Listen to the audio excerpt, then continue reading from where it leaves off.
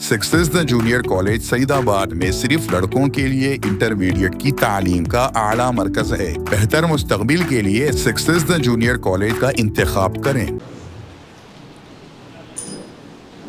आप लोगों का बहुत बहुत शुक्रिया कि आप इतवार के दिन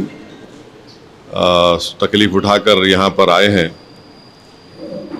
आपको ये बताना ज़रूरी समझता हूँ और मुझे यकीन है कि आपके ज़रिए से पूरी जनता को, आवाम को ये बात मालूम होगी कि हैदराबाद दारुस्सलाम में 19 अप्रैल के दिन शाम में 7 बजे से 10 बजे तक all India Muslim personal law board की जानिब से वक्फ अमेंडमेंट बिल 2025 के ख़िलाफ़ एक प्रोटेस्ट मीटिंग, पब्लिक मीटिंग रखी जा रही है और जिसकी सदारत all India Muslim personal law board के सदर मौलाना खालिद सैफुल्लाह रहमानी साहब करेंगे।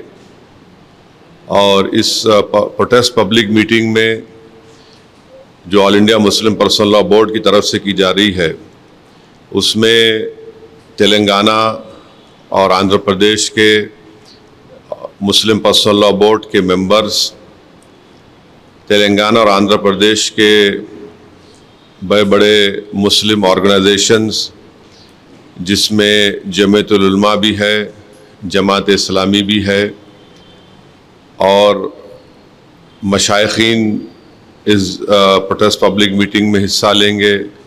उलमा इकराम इस पब्लिक मीटिंग में हिस्सा भी लेंगे और अपनी स्पीचेस और अपने खिताबात के ज़रिए आवाम को बताएंगे कैसा ये वक्फ अमेंडमेंट बिल वक्फ के मुफाद में नहीं है। और साथ ही साथ हमारी ये कोशिश भी है कि जो पार्लियामेंट वक्फ कमेटी के मेंबर्स हैं, हम उनसे भी बात कर रहे हैं और अगर उनका शेड्यूल परमिट करता है तो वो भी आकर 19 अप्रैल के दिन, 19 अप्रैल के दिन जो ये पब्लिक मीटिंग होने जा रही है उसमें हिस्सा लेंगे। 19 अप्रैल के दिन मगरिब की नमाज बाजमात दारुस्सलाम के ग्राउंड में अदा की जाएगी। उस नमाज में जनाब रिजवान कुरैशी साहब जो ख़तीब और इमाम मक्का मस्जिद है, नमाज मगरिब पढ़ाएंगे और उसके बाद उनकी क़िरत से ही जलसे का आगाज़ होगा। तो ये एक अहम इत्तला मैं आपको बताना ज़रूरी समझता हूँ।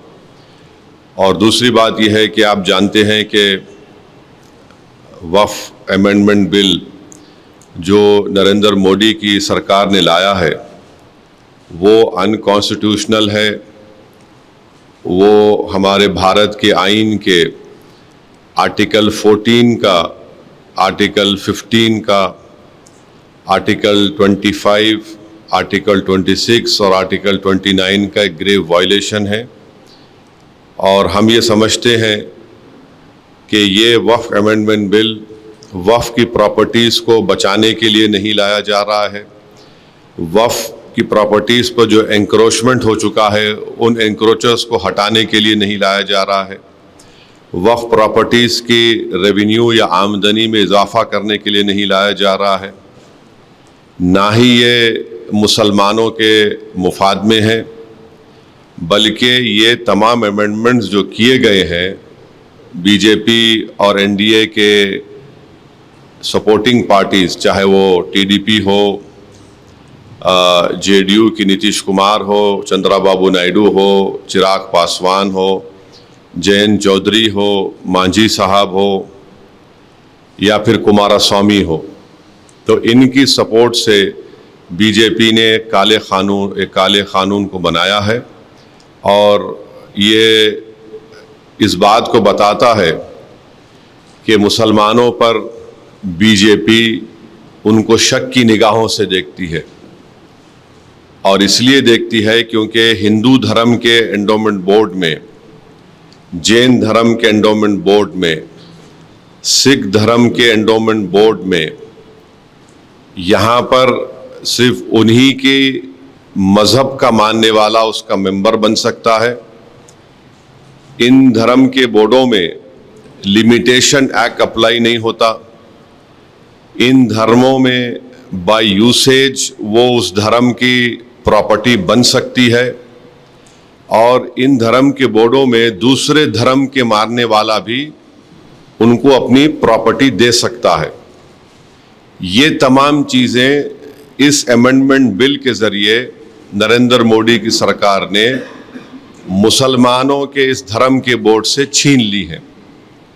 हम हमारे इस देश के हिंदू भाइयों को ये बताना चाहेंगे, सिख भाइयों को बताना चाहेंगे और हमारे जैन भाइयों को बताना चाहेंगे कि जब आप अपने धर्म के बोर्ड में सिर्फ अपने ही धर्म के मानने वालों को मेंबर बना सकते हैं और दूसरे धर्म का नहीं बन सकता है, तो कैसे मुस्लिम धर्म का ये वक्फ बोर्ड, जो एक प्योर रिलीजियस इंस्टीट्यूशन है वक्फ बोर्ड, उसमें कैसे मोदी सरकार दूसरे धर्म के लोगों को मैंडेटरी 2 लोगों को बनाने का एक प्रोविजन रखती है।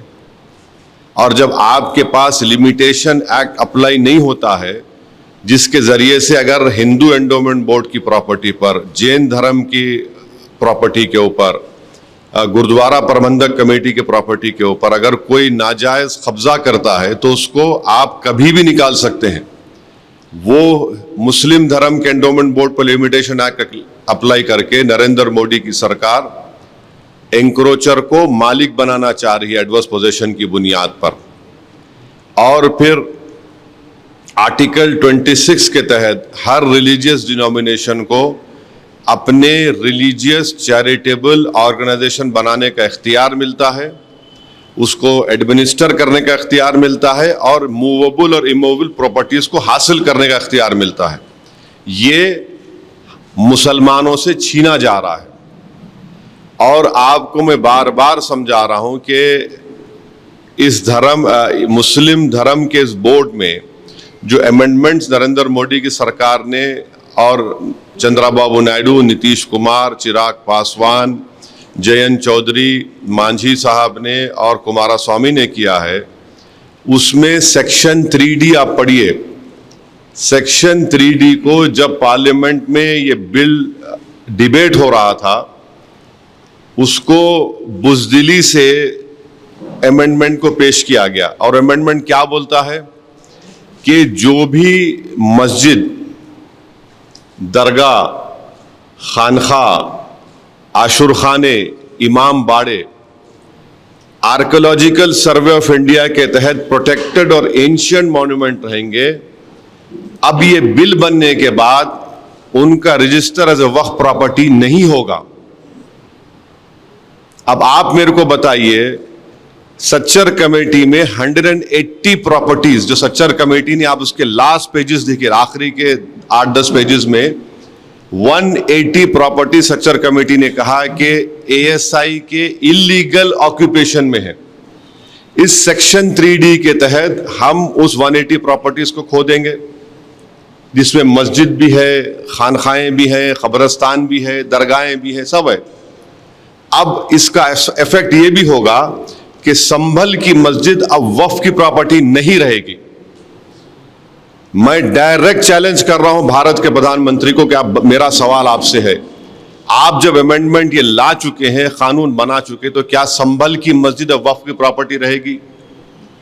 क्या ज्ञानवापी की मस्जिद वक्फ की प्रॉपर्टी कहलाएगी? क्या मथुरा की मस्जिद वक्फ की प्रॉपर्टी कहलाएगी? जितने भारत में ASI प्रोटेक्टेड एंशिएंट मॉन्यूमेंट्स है, उसके एक्ट के तहत उसको बोलते ASMR एक्ट, जिसमें हमारे शिया भाइयों के इमाम बाड़े भी हैं, आशुरखाने भी हैं, दरगाहें भी हैं। अब आप बताइए, इससे वक्फ को छीन नहीं रहे आप, और झूठा प्रोपेगेंडा बीजेपी करी, नहीं कुछ नुकसान नहीं होगा। फिर सेक्शन 2 पढ़ो उसका आप। सेक्शन 2 में लिखा गया कि इस एक्ट से पहले जो ट्रस्ट थे जिनका मकसद वक्फ की तरह हो, और इस एक्ट के बाद जो ट्रस्ट हैं जिनका मकसद वक्फ की तरह, वो ट्रस्ट में रहेंगे। वो क्यों लाया गया?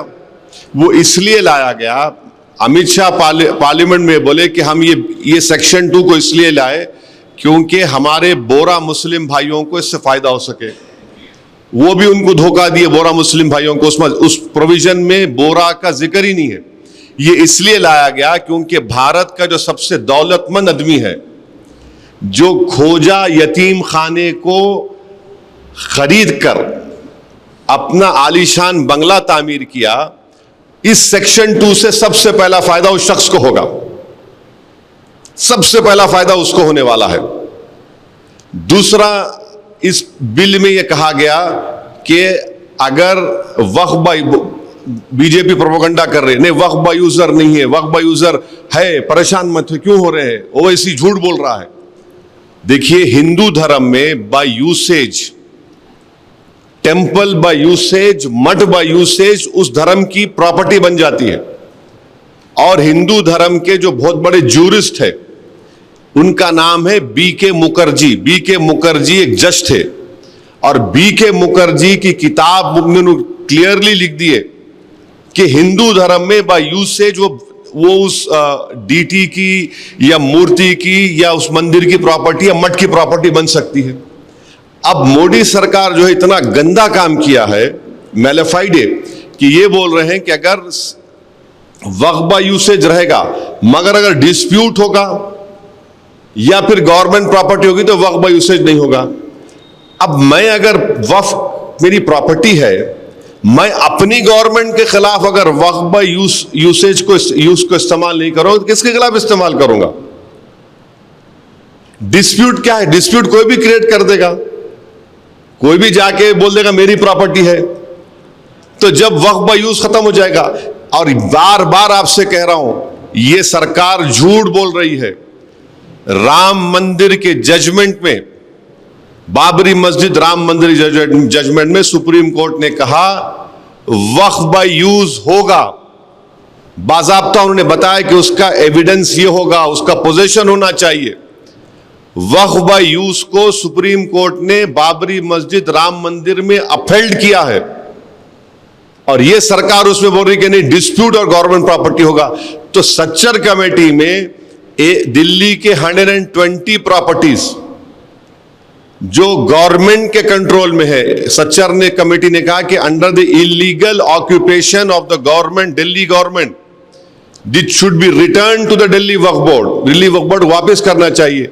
और सच्चर कमेटी ने कहा कि उस 120 सिर्फ दिल्ली के प्रॉपर्टीज की 2007 में मार्केट वैल्यू 8,000 करोड़ रुपए है, 8,000 करोड़। अब जब ये वक्फ बाय यूज का प्रोविजन आएगा, लॉ बन गया, 120 प्रॉपर्टीज चले गए मेरे, जिसमें दरगाहें भी है, जिस पार्लियामेंट के सामने की मस्जिद है, जिसके इमाम रामपुर के मेंबर ऑफ पार्लियामेंट मौलाना मुहिबुल्लाह साहब हैं, वो चले गए। अब कल गवर्नमेंट बोले नहीं मस्जिद तुम्हारी नहीं, हमारी प्रॉपर्टी है, लगा दिए, तो उसमें तो खत्म ही हो गया। अब दूसरा यह है कि अगर मैं जाकर एएसआई के मॉन्यूमेंट से मेरे, जो सच्चर ने कहा, मैं जाके बोलूंगा गवर्नमेंट ने बिल में क्या किया कि गवर्नमेंट का डेफिनेशन जो होता है उसको इतना इनलार्ज कर दिया कि उसमें पब्लिक सेक्टर अंडरटेकिंग्स भी आ गए। अब मैं जाके बोलूंगा भाई मेरी है, तो बोलेंगे हम वक्फ बाय यूज खत्म कर दिया, आपका डॉक्यूमेंट नहीं है। अगर वक्फ बोर्ड जाकर बोलेगा वक्फ बाय यूज मैं इस्तेमाल कर रहा हूं, कोई खाबिज है, इंक्रोचर है, तो गवर्नमेंट बोलेगी नहीं हम तो लिमिटेशन एक्ट अप्लाई कर दिए, 12 साल के बाद उन्हें मालिक बन गया। कौन सा ऐसा प्रोविजन है जिससे वक्फ बोर्ड को फायदा पहुंचेगा, हमको बताइए। हम तो लूज कर रहे हैं हमारे पूरे प्रॉपर्टीज को, वक्फ की प्रॉपर्टीज को। आप सेक्शन 3D ला लिए, सेक्शन 2 ला लिए, सेक्शन 3C कर दिए, डेजिग्नेटेड ऑफिसर। अब डेजिग्नेटेड ऑफिसर कौन होगा बताइए? मेरा गवर्नमेंट से झगड़ा चल रहा, कई जमीनों पे कब्जा है गवर्नमेंट का, तो दुनिया का उस इंसाफ का उसूल यह है कि कोई भी अपने केस में जज नहीं बन सकता। आप क्या कर रहे हैं? डेजिग्नेटेड ऑफिसर गवर्नमेंट अपॉइंट करिए, गवर्नमेंट एग्जीक्यूटिव का हिस्सा है। हमारे देश में, वतन अजीज में, theory of separation of powers हमारे कॉन्स्टिट्यूशन के बेसिक स्ट्रक्चर का हिस्सा है कि कोई भी अपने केस में जज नहीं बन सकता। डेजिग्नेटेड ऑफिसर गवर्नमेंट नॉमिनेट करेगी, वो किसके हक में फैसला करेगा? वो अगर आप ईमानदार थे तो आप बोलना था कि अगर ऐसे झगड़े होंगे तो कोर्ट तय करेगा। आप कोर्ट को भी निकाल दिए, डेजिग्नेटेड ऑफिसर। यानी हर एतबार से मुसलमान अपनी जायदादों को खोने जाएंगे। किरण रिजिजू का कल वीडियो देखा मैं, इतना झूठ बोल रहे वो, कुछ नहीं होगा। अरे आप कानून बना के छोड़ रहे हैं सेक्शन 3C के तहत। अब तो उत्तर प्रदेश में तो उन्हें छीनना चाह रहे।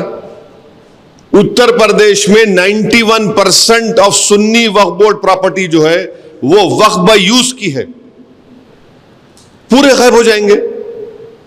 सेक्शन 3D के तहत क्या संभल की मस्जिद वक्फ की प्रॉपर्टी है या नहीं है, बताओ? सिंपल क्वेश्चन कर रहा हूं मैं। तो ये सब इसलिए लाया जा रहा है ताकि मुसलमानों के रिलीजियस प्रॉपर्टीज को और उस धर्म के जो प्रॉपर्टीज है उसको उनसे छीन लिया जाए। और अफसोस की बात यह है कि चंद्राबाबू नायडू की सरकार तिरुमला तिरुपति देवस्थानम में एम्प्लॉइज जो नॉन हिंदू है उनको निकाल रही है। तिरुमला तिरुपति देवस्थानम का एक्ट ये कहता है कि जो टीटीडी का मेंबर होगा वो हिंदू धर्म का होना चाहिए। बोर्ड में आप एम्प्लॉइज को निकाल रहे हैं हिंदू नहीं है बोल के, और यहां पर आप मोदी के इस अनकॉन्स्टिट्यूशनल ब्लैक लॉ की सपोर्ट करके कह रहे हैं कि मुस्लिम धर्म के बोर्ड में आप नॉन मुस्लिम को रखेंगे। देखिए कितनी हिपोक्रेसी है चंद्रबाबू नायडू की।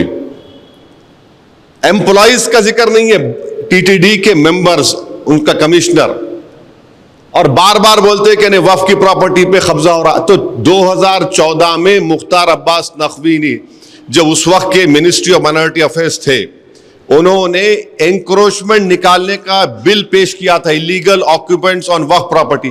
क्यों इस सरकार ने उस बिल को वापस ले लिया? क्यों लिया आपने वापस? आप उसको रखते, उसमें ऐड करते, अपनी ईमानदारी को दिखाते। अच्छा, आपको जानकर एक और तकलीफ होगी कि कलेक्टर अगर किसी मुतवल्ली को कोई ऑर्डर देगा कि आप ये काम करिए और मुतवल्ली नहीं सुनता तो कलेक्टर उसको 6 महीने की सजा दे सकता। अगर कलेक्टर किसी मुतवल्ली को बोलेगा कि तुम नमाज में अज़ान नहीं देना, मेरा ऑर्डर है, मैं बोल रहा हूं आपको, आप बोलेंगे ऐसा कैसा कर सकते, ऐसा हो सकता, हो रहा है, तो मुतवल्ली जेल को चले जाएगा। कलेक्टर वेरीफाई करने के बाद ही कोई प्रॉपर्टी वक्फ में जा सकती। ये कैसा होगा? तो वक्फ बोर्ड को आप तो पोस्ट ऑफिस बना के रख दिए। Waqf board has become a post office, कि वक्फ बोर्ड को इख्तियार ही नहीं है।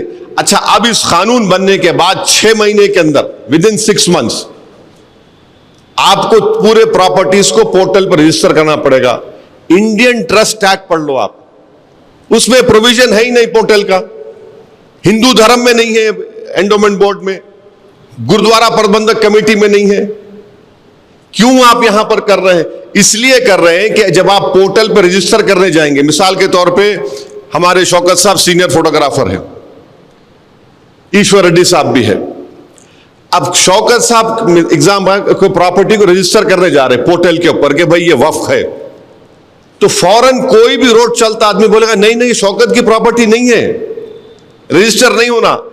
अब होता क्या, इस बिल में पढ़ो, कलेक्टर अगर शौकत की प्रॉपर्टी के खिलाफ मिसाल के तौर पे इंक्वायरी ऑर्डर कर दिया, जैसा इंक्वायरी ऑर्डर कर रहा वो वक्फ प्रॉपर्टी नहीं रहेंगी। It will not be waqf property till the completion of inquiry. अब इंक्वायरी कंप्लीट करने का कोई टाइम लिमिट ही नहीं है, तो कलेक्टर साहब क्या करेंगे? इंक्वायरी ऑर्डर कर दिए, बैठे आराम से बैठे रहो, मैं तो वक्फ प्रॉपर्टी लूज कर दिया। क्या इस तरह का प्रोविजन हिंदू धर्म के एंडोमेंट बोर्ड में नहीं है? क्या इस तरह का प्रोविजन गुरुद्वारा प्रबंधक कमेटी में नहीं है? जैन धर्म में है? नहीं है। यहां पर क्यों लाए फिर आप? अब पोर्टल पे चढ़ेंगे, जैसा कोई नहीं नहीं अरे ये तो है ही नहीं भाई, वक्फ की नहीं है, चलो कलेक्टर साहब ऑर्डर कर दिए इंक्वायरी, इट वक्फ प्रॉपर्टी नहीं रहेंगी। कोई भी ऑब्जेक्शन डाल सकता है जाके। सेक्शन 3C पढ़ो आप, एनी पर्सन, अरे कौन होगा भाई, कुछ तो है ना, लोकल स्टैंड है, कुछ नहीं, डालो। तो जितने इसके जो 48 या 49 अमेंडमेंट्स है, ये कोई इसका वक्फ से ताल्लुक नहीं है। और इन्होंने एक प्रोविजन क्रिएट कर दिए कि अगर किसी को वक्फ से निकल के ट्रस्ट बनाना है तो ट्रस्ट बना लो। कहां इसका फायदा होने वाला है वक्फ बोर्ड को? और मिनिस्ट्री ऑफ माइनॉरिटी अफेयर्स का एक वेबसाइट पे जाओ आप लोग, कौमी तरक्याती स्कीम है 22-23 में, मेरे ख्याल से अगर गलत मेरा मेमोरी सही है तो कुछ 17 करोड़ अलॉकेट हुए, 3 करोड़ रिलीज करे, 1 करोड़ खर्चा नहीं हुआ उसमें। इसमें कौन आके, मैं आके रोका था। 10 साल से आप सरकार में है ना, स्कीम 10 साल से आप क्या खर्चा करें बताओ? तो ये अच्छा फिर ये बोल रहे कि हम 2 महिलाओं को मेंबर बना रहे, इतना झूठ बोलते हैं लोग। 95 एक्ट में आप पढ़ो, स्टेट वक्फ बोर्ड में और सेंट्रल वक्फ काउंसिल में, उसमें क्या लिखा हुआ है, अंग्रेजी का वर्ड लिखा हुआ है, एटलीस्ट 2 वुमेन, एटलीस्ट 2 वुमेन, और वो मुस्लिम होना चाहिए नंबर 1। इन्होंने क्या कर दिए, शैल बी 2, माने यहां वहां पर पहले क्या था, कम से कम 2 से बढ़ भी सकते थे, इन्होंने 2 कर दिए खाली। फिर उसमें आप क्या कर रहे, सेंट्रल वक्फ काउंसिल में 22 मेंबर्स है, जिसमें से 11 नॉन मुस्लिम बना सकती सरकार। स्टेट वक्फ बोर्ड में 11 मेंबर होंगे, जिसमें से 7 नॉन मुस्लिम को बना सकते और 4 मुसलमान रहेंगे। अब इलेक्शन नहीं होगा स्टेट वक्फ बोर्ड का, एमपी कैटेगरी का इलेक्शन होता था, एमएलए का, बार काउंसिल का, मुतवल्ली का, गवर्नमेंट नॉमिनेट करेंगी। अब जब गवर्नमेंट नॉमिनेट करेंगी, क्यों करेंगे, प्रोविजन क्यों लेके आए, जब नॉमिनेट करेंगे तो वक्फ बाय यूज है, कोई काबिज है, समझे आप? तो गवर्नमेंट जब बोलेंगे नहीं ये वक्फ बाय यूज खत्म हो गया, ये गवर्नमेंट प्रॉपर्टी हो गई, एनक्रोचर मालिक बन गया, गवर्नमेंट जब कलेक्टर है फैसला लेंगे तो ये वक्फ बोर्ड सब खाली गूंगे अंधे बन के जी हुजूर बोलेंगे। नॉमिनेट ये लोग करेंगे ना, नॉमिनेट को ऐसे लोगों को नहीं करेंगे जो ईमानदारी से काम करेंगे, जो उनको थाली बजाएंगे, जो उनके सामने लेट जाएंगे, उनको ही बनाएंगे ना। तो इसीलिए नॉमिनेशन लेके आ रहे स्टेट वक्फ बोर्ड में और सेंट्रल वक्फ काउंसिल में। आप ये बताइए कि अगर कोई प्रॉपर्टी रजिस्टर हो गई वक्फ बोर्ड में, और एक अमेंडमेंट बता रहा हूं, तो उसको चैलेंज करने का टाइम 1 साल का है, इन्होंने क्या कर दिए 2 साल कर दिए, माने लड़ते रहो। और एक झूठ जो गवर्नमेंट बीजेपी बोल रही कि नहीं वक्फ ट्राइब्यूनल के जजमेंट के खिलाफ कोई कोर्ट को नहीं जा सकता था, आप सुने होंगे, कोर्ट को नहीं जा सकते, कैसे, कितना झूठ बोल रहे। भारत में 14 या 20 ऐसे ट्राइब्यूनल है, चाहे जिसमें मशहूर इनकम टैक्स ट्राइब्यूनल, एनजीटी का ट्राइब्यूनल, रेलवे क्लेम्स ट्राइब्यूनल, आपके ऐसे 14-15 ट्राइब्यूनल्स है, जिसके जजमेंट के खिलाफ आप हाई कोर्ट जा सकते, मगर रिव्यू पिटीशन डाल सकते, रिव्यू पिटीशन। और जब हाई कोर्ट जाता तो हाई कोर्ट पूरा रिकॉर्ड देख सकता। अब आप क्या बोल रहे, नहीं रिव्यू नहीं, अपील होगा। अपील माने पूरे एक कोर्ट में पूरे भारत में लाखों केसेस पेंडिंग है, लाखों, और कॉन्स्टिट्यूशन के प्रोविजन के तहत ट्राइब्यूनल बनाया गया। ये ट्राइब्यूनल का झूठ बोले, हमारे हिंदू भाइयों को देश में झूठ बोल दिए, नहीं कोई जा ही नहीं सकता ट्राइब्यूनल। अरे जा सकता बाबा, एनजीटी का ट्राइब्यूनल के जजमेंट के खिलाफ, इनकम टैक्स का ट्राइब्यूनल, रेलवे क्लेम्स ट्राइब्यूनल, आप रिव्यू डालते हाई कोर्ट में, कौन रोक रहा, कोई रोक नहीं सकता किसी को। नहीं पूरे देश में प्रोपेगेंडा कर दिए, जा ही नहीं सकते थे, हम कर दिए। अरे क्या करें आप। और ट्राइब्यूनल का 95 एक्ट में डिस्ट्रिक्ट जज को अपॉइंट करता था chief justice of the high court, जैसा हैदराबाद का ट्राइब्यूनल है, ये तेलंगाना, उसको तेलंगाना हैदराबाद हाई कोर्ट के सीजीआई अपॉइंट करते थे। जब वो अपॉइंट करते थे तो उनके एडमिनिस्ट्रेटिव कंट्रोल में रहता आदमी हो, डिस्ट्रिक्ट जज। अब आप क्या बोल रहे, रिटायर्ड को बना सकते, जब रिटायर्ड को बनाएंगे तो उन्हें तो chief justice of high court के एडमिनिस्ट्रेटिव कंट्रोल में नहीं रहेगा। कौन सा ऐसा प्रोविजन है जो मुसलमानों के फायदे में, हमको बताओ। और आप बोल रहे ओबीसी को हम लाके डालेंगे। अरे भाई साहब, जिस पार्टी में 2014, 2019, 2024 में कितने मुसलमान जीत के आपके पास बताओ। अब तो 240 में चंद्राबाबू नायडू की पार्टी, नीतीश कुमार की पार्टी, चिराग पासवान की पार्टी, जयंत चौधरी की पार्टी और मांझी की पार्टी, कुमारस्वामी की पार्टी, एक मुसलमान नहीं है इनके पास। और इन्हों चले हम मुसलमानों की मोहब्बत में काम करें। एक मुसलमान मिनिस्टर नहीं है आपके पास। कौन सा मुसलमानों की मोहब्बत में आप काम करने जा रहे हैं? तो ऑल इन ऑल ये है कि ये वक्फ की बर्बादी के लिए, मस्जिदों को, दरगाहों को, खानखाओं को छीनने के लिए, और आखिरी अमेंडमेंट की बात कर रहा हूं, एक वक्फ बाय इवैक्यू प्रॉपर्टी होते हैं, यानी जो लोग भारत को छोड़ के चले गए दूसरे कंट्री को, जाने से पहले वो बोले ये मेरी प्रॉपर्टी है, मैं वक्फ कर रहा हूं, उसको वक्फ करके चले गए। और खास तौर से इन पर्टिकुलर एग्जांपल दे रहा हूं आपको, हरियाणा में, पंजाब में ऐसे, मैंने, अगर मैं गलत नहीं कह रहा हूं, बल्कि हजारों एकड़ के करीब या 100 एकड़ करीब ऐसे जमीनात हैं, उसका रेवेन्यू आता पंजाब हरियाणा, पंजाब के वक्फ बोर्ड को, हरियाणा के वक्फ बोर्ड। अब वो प्रोविजन को ओमिट करके आप क्या बोल रहे, कस्टोडियन उसका टेक केयर करेगा। तो वक्फ से निकल गई ना प्रॉपर्टी, वक्फ से निकल गई प्रॉपर्टी। वो क्यों करे आप? वो किसको रियल एस्टेट को फायदा पहुंचाना चाह रहे बताओ आप? ये ऑल इन ऑल है। मैं इतना लंबा और बोल सकता हूं, मगर जो बेसिक, जो अहम अमेंडमेंट जो गवर्नमेंट करी है, जिससे वक्फ को बर्बाद करने की पूरी कोशिशें की जा रही है, हम इसके खिलाफ एहतजाज कर रहे हैं। All India Muslim personal law board ने जो फैसला लिया है, हम उसकी तायीद करते हैं, और हम एक ही अपील करेंगे कि जहां कहीं भी जिस किस्म का प्रोटेस्ट हो, आप उसमें उसको कामयाब करिए, और सबसे अहम बात यह, उसको पीसफुल रखिए और अपना प्रोटेस्ट रजिस्टर कराइए। हम अभी भी हम देश के प्रधानमंत्री से ये अपील कर रहे हैं कि आप इस पर गौर करिए। आप ये कानून सिर्फ भारत के संविधान के खिलाफ भी बना रहे हैं और अपनी आइडियोलॉजी को इस देश पर मुसल्लत कर रहे हैं। आपकी आइडियोलॉजी तो इंडियन नेशनलिज्म होनी चाहिए, आपकी आइडियोलॉजी तो संविधान होना चाहिए। जब हिंदू धर्म के लोगों के लिए, सिख धर्म के लोगों के लिए जो चीज अच्छी है, वो मुस्लिम धर्म के लोगों के लिए खराब कैसे हो जा रही है, हमको बताइए। ये हमको आपको इत्तला देना था। अगर आपके कोई सवालात है तो आप बारी बारी से मुझसे पूछ सकते, मैं इंशाल्लाह कोशिश करूंगा उसका शॉर्ट में जवाब देने के लिए। हाँ,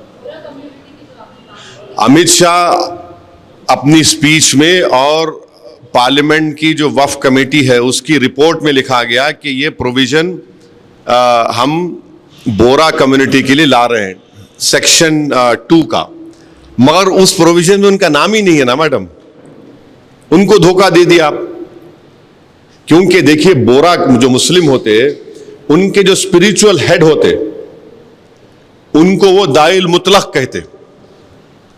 तो उनके जितने वक्फ प्रॉपर्टीज होते उसमें मुतवल्ली नहीं होता, सिर्फ उनके दाइल मुतलक, माने उनका जो जैसा मुफद्दल साहब है वो ही हो सकते। आप उनका नाम लेके उनके कंधे पर रख के तोप चला दिया आप, मगर उनको ही नहीं दिए कुछ भी। आप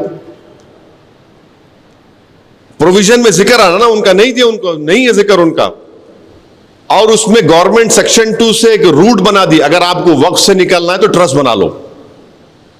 आप एक्ट बना रहे ना, वक्फ को प्रोटेक्ट करने का एक्ट बना रहे, मगर गवर्नमेंट क्या बोल रही, बेटा ये रास्ते से निकल सकता है, निकल जा। तो पतली गली बोलते हैं, हैदराबाद में क्या बोलते हैं, पतली गली से पकड़ ले। वो पतली गली से रास्ता बता रहे आप।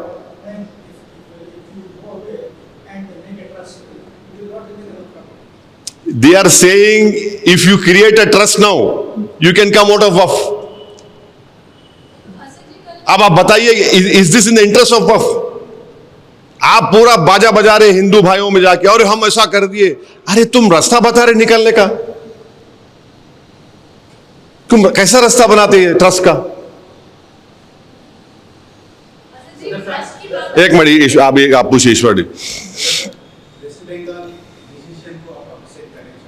क्या कहा? देखिए, मैं वेस्ट बंगाल गवर्नमेंट का स्पोक्स पर्सन नहीं हूं ईश्वर रेड्डी साहब, अनफॉर्चुनेटली। नहीं, मैं किसी गवर्नमेंट का भी स्पोक्स पर्सन नहीं हूं। मैं अपनी पार्टी की तरफ से ये बात करने के लिए आया हूं और वेस्ट बंगाल की जो सरकार है उनके पास कॉम्पिटेंट लोग हैं और मुझे यकीन है कि वो कॉम्पिटेंट लोग आपके सवाल का बेहतरीन जवाब दे सकते हैं। और आपको सिर्फ एक टेलीफोन कॉल करना है उनको, आप कॉल करो, बोल देते आप। हाँ हाँ हाँ, एक बात सुनिए, मेरे को मालूम था आप पूछेंगे बात, क्योंकि आपने आपके ऊपर के लोग बोले आपको मेरे कहीं जा रहे तो पूछो बोल के। हम ये पूछ रहे कि जो डेमोलिशन हो रहा बुलडोजरों से, कभी उसका भी तो चला दो तुम्हारे चैनल पे। अरे कहाँ चला है बाबू? एक पूना महाराष्ट्र में एक गरीब की झोपड़ी थी, इंडिया पाकिस्तान का क्रिकेट मैच हुआ, कोई झूठा इल्जाम लगा दिए कि वो एक 14 साल का बच्चा कुछ नारा लगा, उसको बुलडोजर लगा के तोड़ दिए। कभी उसका भी तो पूछ लो प्यारे।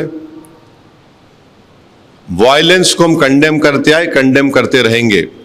मैं अभी आपको बोला कि प्रोटेस्ट होना और पीसफुल होना, किसी भी किस्म का वायलेंस जो होगा वो कंडेमनेबल है। वायलेंस नहीं होना चाहिए, पीसफुल प्रोटेस्ट होना चाहिए।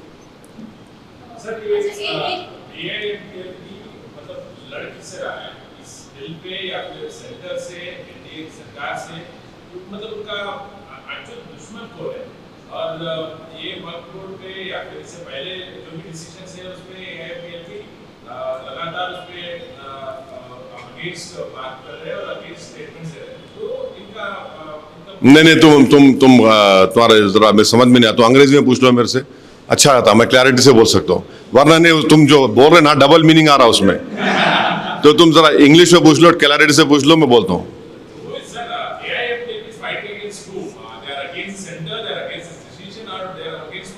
Just hold on.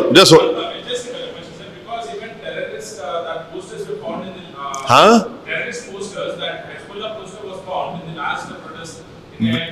Where? No. See, you are trying to enlarge an issue. All India Muslim Personal Law Board has taken a decision to protest against this black unconstitutional Waqf amendment law that has been made by the Narendra Modi government. That is the decision that has been taken, and they have called for protest till Bakrid. And then on 22nd of this month, let me check the exact date. On the 22nd of this month, in Talkotora Stadium also, there is going to be a protest meeting. And to answer your question, who made this law? It is the government of India, of the Prime Minister's government, Narendra Modi government has made this law. So we are protesting against this government also. Amma kuch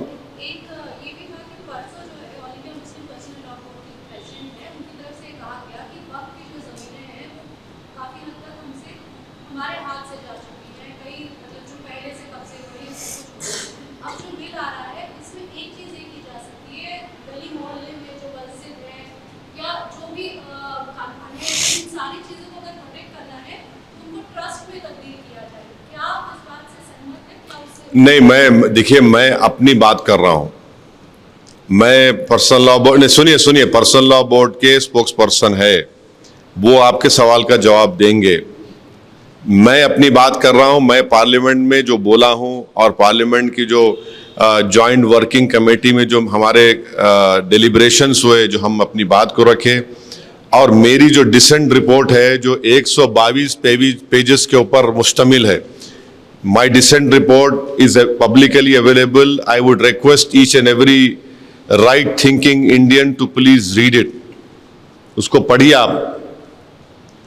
मैं यकीन जानिए, आप उसको पढ़ेंगे तो मुझे यकीन है कि आपके दिलों में जो शक और शुबा है, जो सस्पिशंस हैं, जो गलत फहमियाँ हैं, वो क्लियर हो जाएगा।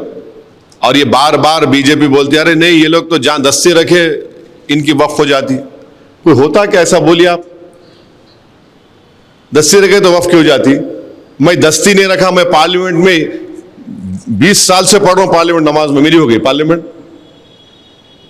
20 साल से पढ़ रहा हूं पार्लियामेंट नमाज में, कोई कोने में जाके।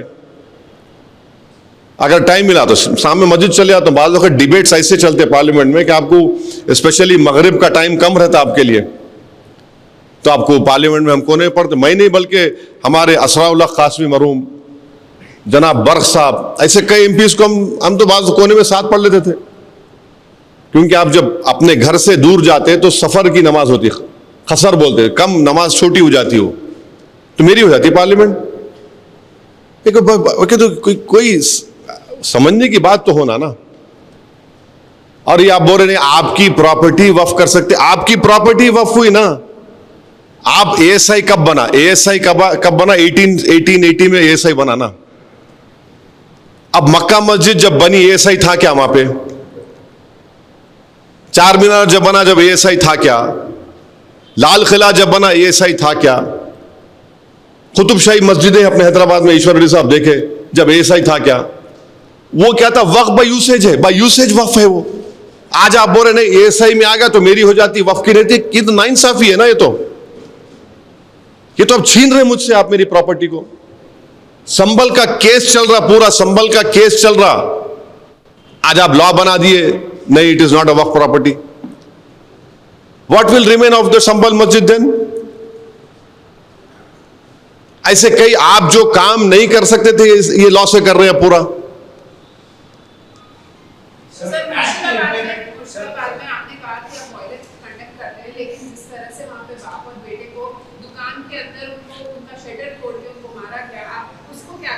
मैडम, चाहे पीलू खान हो, इखलाक हो, अतीक अहमद हो, मुख्तार अंसारी की मौत हो, चाहे कहीं भी मॉब लिंचिंग होती हो, चाहे मुर्शिदाबाद के उस बाप बेटे को मारा गया हो, और फिर एक पुलिस फायरिंग के आप क्यों नहीं बोल रहे एक मुसलमान मरा, उसमें आप बोलो ना, पूरा बोलो ना मैडम। दो लोग ऐसा मरे, पुलिस फायरिंग में मुसलमान मरा। हम हर वायलेंस को कंडेम करते हैं, बल्कि हम तो नाथूराम गोडसे जो करा उसको भी कंडेम करते हैं। इस देश का सबसे पहला आजाद हिंदुस्तान का टेररिस्ट था तो नाथूराम गोडसे था। और इस देश में पिछले 10 साल में तो 11 साल में तो मुसलमानों के खिलाफ नफरत को इंस्टीट्यूशनलाइज कर दिया गया है, इंस्टीट्यूशनलाइज कर दिया गया है। अब हमको ये बात समझ में नहीं आ रही कि आप लोग इतनी देर से कोई ये सवाल नहीं कर रहा कि ज्योतिबाई फूले के ऊपर पिक्चर बन रही है और उस पिक्चर में ये फैक्ट है कि दलितों के ऊपर जुल्म हुआ, हो रहा है और होता रहेगा।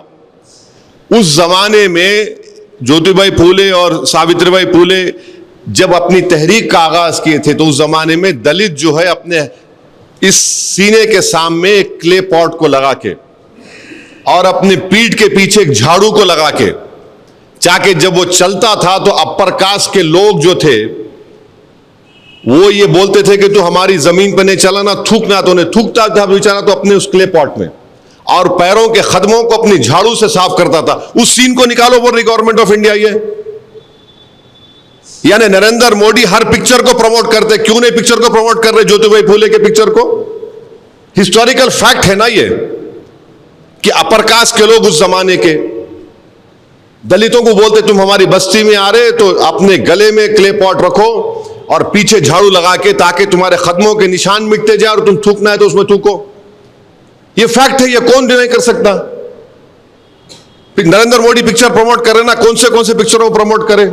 ये पिक्चर को प्रमोट करो। क्यों सीबीएफसी बोल रही कि निकालो ये सीन, निकालो वो सीन, निकालो वो सीन निकालो? क्योंकि अपर कास्ट के लोगों को तकलीफ हो रही। ये कौन सा इंसाफ है बताइए आप? हम पूरे अपर कास्ट को नहीं बोल रहे, उस जमाने में जो अपर कास्ट के लोगों ने किया हम उसको बोल रहे हैं, वो फैक्ट है ना। आप उसका सवाल ही नहीं कर रहे। ये फैक्ट है, ये भी देख लो आप जरा।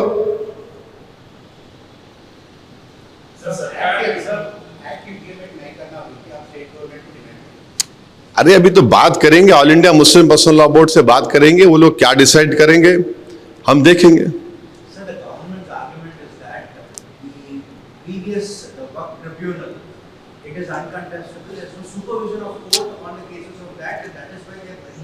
Please understand, this government believes in theory of confusion. and they are not telling you the full truth. The full truth is that there are many tribunals in our country which are formed under an article of the Constitution, and any of the decisions or judgments that a tribunal has been gives, you file a review petition in the High Court, right? You don't file an appeal. But this government has deliberately told, especially to the majority Hindu community, that this Waqf Board decision cannot be challenged in court. A review itself is a challenge, isn't it? आप review डाल रहे तो क्या आपको high court नहीं जा रहे आप? अच्छा, इनकी झूठ की मिसाल एक और देख लो आप. गुजरात का एक मिसाल देते हैं लोग, सूरत का. सूरत में क्या बोलते हैं? सूरत का म्युनिसिपल कॉर्पोरेशन को वक्फ बोर्ड ने वक्फ प्रॉपर्टी डिक्लेयर कर दिया. वक्फ बोर्ड बोला कि वो मुगल सराय है, मगर ये जब ट्राइब्यूनल में गया तो ट्राइब्यूनल बोला ये वक्फ प्रॉपर्टी नहीं है. तारीफ करो ना बॉस. वहां वक्फ बोर्ड, गुजरात का वक्फ ट्राइब्यूनल ने कहा कि वक्फ प्रॉपर्टी नहीं है ये. तो ट्राइब्यूनल का जजमेंट को आपको तकलीफ नहीं हो रही. जब यानी आपके फेवर में आया तो अच्छा, आपके खिलाफ गया तो बुरा.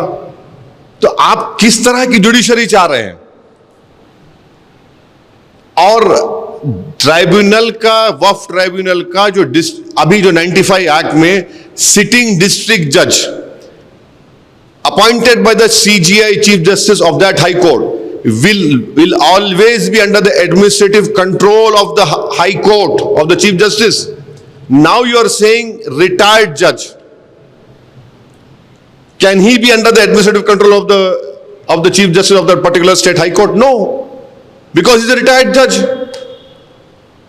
And as a politician, as a member of elected member of Assembly and Parliament, and you as esteemed journalists know that whenever government appoints this inquiry commission headed by retired judge, with all due respect to them, either the reports don't come or they take a very long time to come. आप देख लो, मेरे को अच्छी तरह याद है, मैं इन retired जजेस के सामने गया. मैं आपको बोल रहा हूं, आपके मक्का मस्जिद में बॉम्ब ब्लास्ट हुआ, उसमें गोलियां लगी, बच्चों को शहीद हो गए. एक रिटायर्ड जज साहब को बनाए. हमारे एडवोकेट शफीक महाजिर साहब को हम साथ लेके वहां पे गए. बेहतरीन जिरा करे वो. रिपोर्ट अब तक नहीं आई बाबू, रिपोर्ट आई नहीं अब तक. 1998-99 में या 2003 में तालाब कट्टे में फायरिंग हुई. एक औरत अपने घर में बच्चे को दूध पिला रही थी, डेथ हो गई उसकी. रिटायर्ड जज को बनाया, उनका इंक्वायरी चली जीएचएमसी ऑफिस में. मैं गया वहां पे कई हियरिंग में. क्या हुआ रिपोर्ट का मेरे को नहीं मालूम. मैं ये नहीं कोई उंगली नहीं उठा रहा हूं, आपको एक दो एग्जांपल दे रहा हूं. ट्राइब्यूनल में अगर जब डिस्ट्रिक्ट जज अपॉइंट होता है, chief justice of high court का, उनके एडमिनिस्ट्रेटिव कंट्रोल में होता है. अच्छा, हिंदू धर्म के एंडोमेंट बोर्ड में समरी एविक्शन पावर्स है, एंक्रोचमेंट को निकाल सकते, यहां पे नहीं दे रहे आप. और अभी वक्फ बोर्ड का प्रॉब्लम क्या, अगर वक्फ बोर्ड कोई केस सुप्रीम कोर्ट में जीत गया, शौकत मिसाल तौर पे केस जीत गए ईश्वर रेड्डी के खिलाफ, मैं दोस्ती में बोल रहा हूं, तो जीतने के बाद भी, सुप्रीम कोर्ट से जीतने के बाद भी मेरे को एग्जीक्यूटिव पिटीशन, ईपी पिटीशन यहां आके डालना पड़ता है, यहाँ पे हाई कोर्ट में, यहाँ के लोकल कोर्ट में. आप जीतने में नहीं जाती आपको ईपी डालना पड़ता है यहां पे. इतना रेगुलेशन है वक्फ बोर्ड में, इतना रेगुलेशन है. अच्छा, कैसा वक्फ कैसा होता? अगर शौकत अपनी प्रॉपर्टी दे रहे, वक्फ बोर्ड को लेटर लिखते. वक्फ बोर्ड क्या करता? सर्वे कमिश्नर का काम एक्सपर्टीज है. सर्वे कमिश्नर कलेक्टर से ऊपर है. सर्वे कमिश्नर उस जगह पे जाके सर्वे करने से पहले पब्लिक को बोलता, मैं जा रहा हूं यहां पे, प्रॉपर्टी शौकत की है नहीं है बोलो. वहां जाके सर्वे करते, डॉक्यूमेंट्स देखते, उसके बाद सर्वे कमिश्नर सेटिस्फाई तो चीफ सेक्रेटरी को लेटर लिखते. चीफ सेक्रेटरी गजट इशू करता. अब क्या हो गया? आप कलेक्टर करेंगे, और कलेक्टर क्या करेंगे? कलेक्टर, भाई अगर आप वीरप्पा मौली की एडमिनिस्ट्रेटिव रिफॉर्म कमेटी रिपोर्ट पढ़िए, उसमें वीरप्पा मौली की रिपोर्ट ने कहा कि कलेक्टर को और बर्डन मत करो आप. और कलेक्टर तो गवर्नमेंट अपॉइंटी है ना भाई, उन्हें सर्वे करने जाएंगे. अब क्या होगा? शौकत बोलेंगे मेरी प्रॉपर्टी है, तो कलेक्टर बोलेगा नहीं नहीं शौकत साहब ठहरो जरा, उन्हें बोलेंगे कौन ऑब्जेक्ट कर रहे, जाके ऑब्जेक्ट कर दे, खत्म, सर्वे भी नहीं होता, नहीं इनकी प्रॉपर्टी नहीं है। अरे क्या है भाई, आप कौन सा काम कर रहे हैं वक्त के लिए, हम पूछना चाह रहे। तो ये चीजें हैं।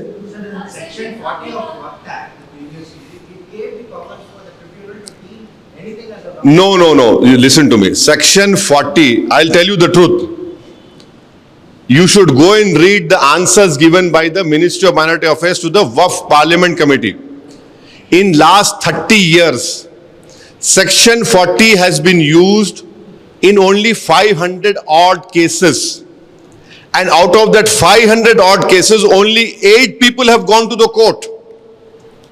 अगर 30 साल में 500 ऑड केसेस में सेक्शन 40 इस्तेमाल हुआ, जो सीओ के पावर्स है, और सेक्शन 40 तमिलनाडु के हिंदू एंडोमेंट बोर्ड में भी है, तेलंगाना हिंदू एंडोमेंट बोर्ड में भी, आंध्रा हिंदू एंडोमेंट बोर्ड में भी है।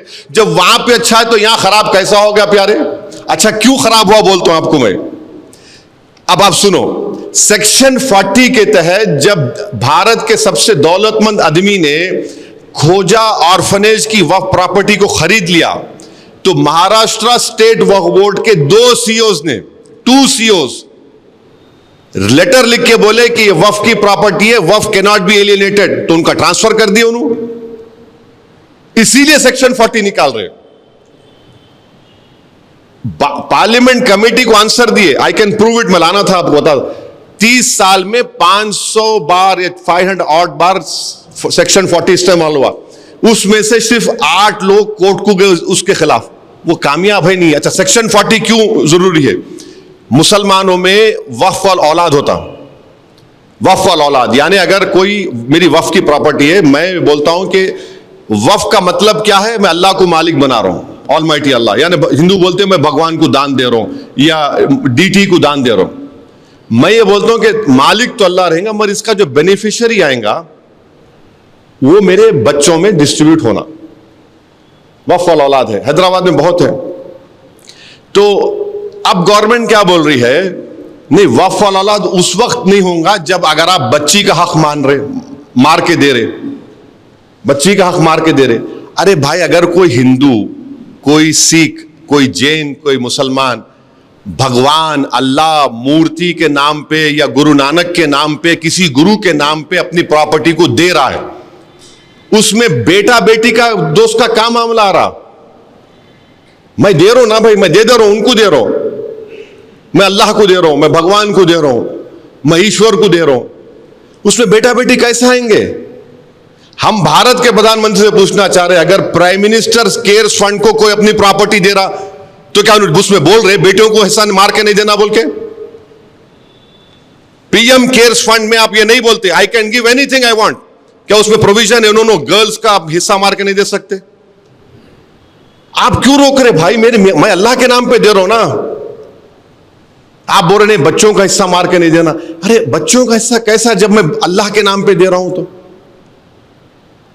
अच्छा फिर अगर आपको इतनी फिक्र है बीजेपी को बेटियों की, हिंदू धर्म में एक्वायर्ड सेल्फ प्रॉपर्टीज जो होती हैं, ईश्वर रेड्डी साहब अगर आप चाहे तो अपनी जो भी आपके छोटी प्रॉपर्टी होंगी, बड़े दौलतमंद नहीं है मैं जानता हूं, आप अपनी पूरी प्रॉपर्टी अपनी एक बेटे को एक बेटी को दे सकते हैं, या उनको छोड़ के आप महल्ले में किसी को भी दे सकते हैं, उस पर कोई प्रोविजन नहीं है।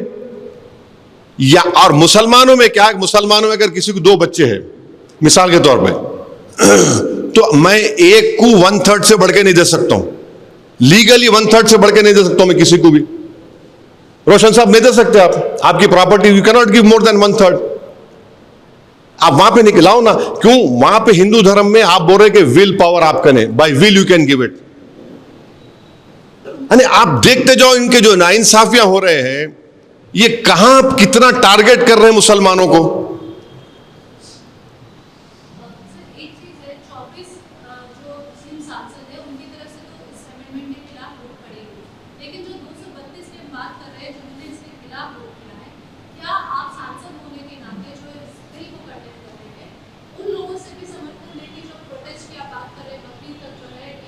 नहीं मैडम, देखिए वो लोग तो पार्टी विप की बुनियाद पे और पार्टी डिसीजन की बुनियाद पे अपना फैसला लिए ना।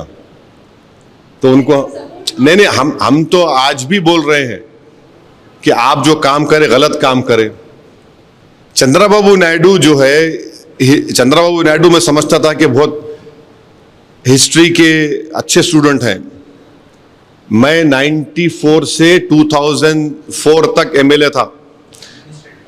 ईश्वर रेड्डी साहब के बाल काले थे, शौकत साहब के बाल काले थे, मेरे भी बाल काले थे। जब 1999 में चंद्रबाबू नायडू कुलाटी मार के, सेकेंड टाइम कुलाटी मार के अटल बिहारी वाजपेयी को सपोर्ट करे।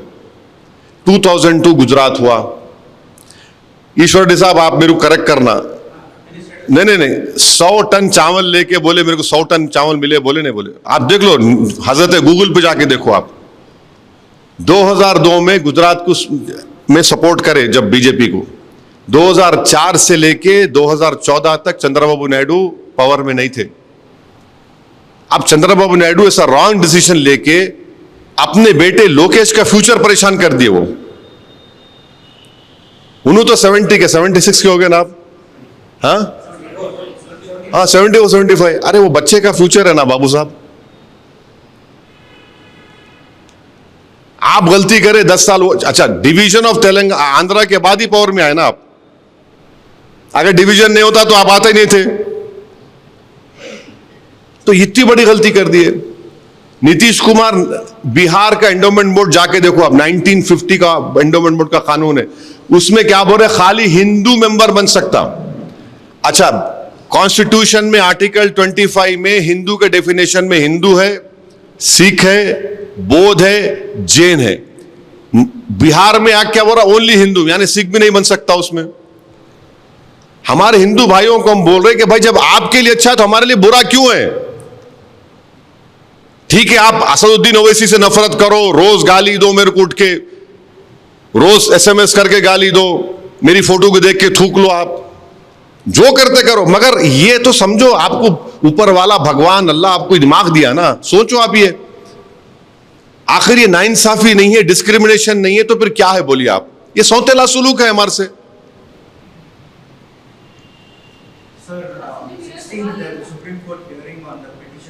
So now, see, it is going. I cannot. I'm just asking, decided to go for, why it is against the constitutional parliament.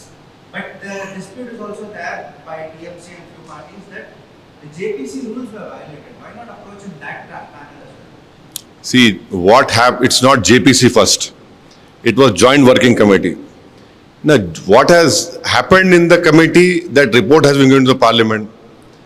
How can the Supreme Court tell this happened in JWC? Usually Supreme Court and courts will not interfere into the internal working of a legislature. We have theory of separation of powers. और कुछ सवालात नहीं है तो खत्म करेंगे। कुछ हाँ, कुछ नहीं है ना आप लोगों को? 1 to 1 नहीं होने वाला है, सुन लो आप। 1 to 1 नहीं होना, पूछना है तो पूछ लो। मैं 1 to 1 नहीं करने वाला हूँ। हम हमारे लोकल हैदराबाद के कोई आप लोग चैनल चलाते, माशाल्लाह आप लोगों का रीच बहुत ज्यादा है, बोलो कुछ है, कोई पूछना है तो बोलो। कहाँ है सिद्दीक? में नहीं आए।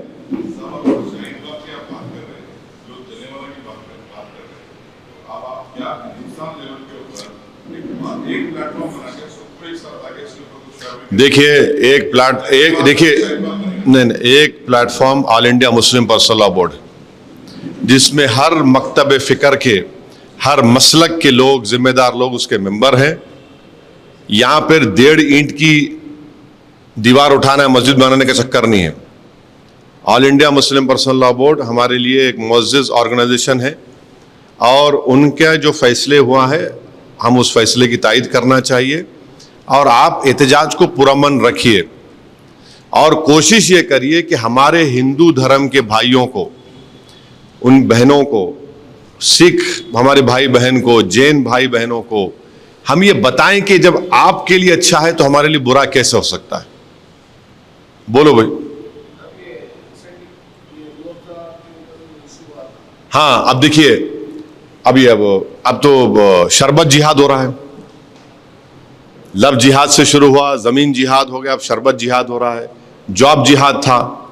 अरे क्या है रे भाई, मीठा है वो, पीते पियो, नको नको पियो। अब उसको भी नहीं, शरबत जिहाद। अरे क्या है भाई ये? कहानी, आप कितनी नफरत पैदा करेंगे मुसलमानों के खिलाफ। अरे आपको अपना प्रोडक्ट बेचना है, बेचो, मगर उसमें जिहाद क्यों लेके आ रहे भाई उसमें आप? अरे कैसा होगा ऐसा अगर आप इस मुल्क को ऐसा चलाएंगे? विकसित भारत हम बनना चाह रहे, हम भी बनना चाह रहे विकसित भारत। आप विकसित भारत ऐसा बनेंगे इस देश की 18 करोड़ आबादी को इस तरह जलील और रुस्वा करके, उनके ईमान पर हमला करके, उनकी मस्जिदों को छीनने करे, कैसा विकसित भारत बनेगा? हम कैसा चीन से मुकाबला करेंगे? और टैरिफ का तो देखो आप, मैं टैरिफ का सबसे पहले आदमी था, टैरिफ के बारे में बोला था। अभी टैरिफ का देखो तमाशे होने वाले हैं, कितना परेशानी होने वाली है डेयरी इंडस्ट्री को देखो आप। अब वो बायलैटरल एग्रीमेंट होगा, सितंबर तक पहला उसका होगा, अल्लाह को मालूम क्या क्या होने वाला है।